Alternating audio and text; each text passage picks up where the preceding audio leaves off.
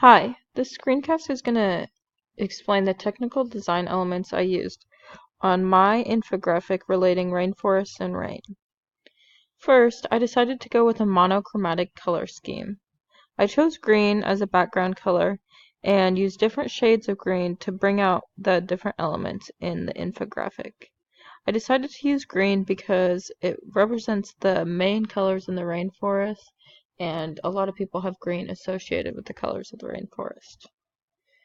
Next, the alignment I chose. I chose vertical alignment and side alignment. So as you can see, everything's kind of aligned up and down, but with the sides. So over here, aligned, and then the same thing on the opposite side.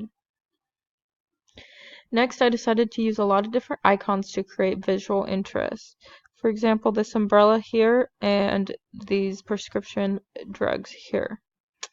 I used different charts and graphs to showcase different things in my infographic as well. This umbrella creates interest while also being useful, showing the 50% of animals that live in the rainforest versus the only 2% of land that it covers. Another interesting chart that I used is down here.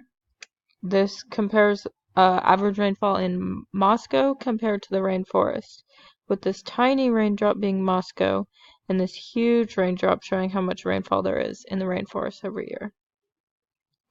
Other than that, I just have this graph here, which relates the amount of fresh water and oxygen that comes from the rainforest. And even though it's in a different graph, you can also reference this to see that 1/5 of the fresh water and oxygen comes from the rainforest, even though it only covers 2% of the land. This graph also shows the loss of plants, and it uses different icons to create interest as well.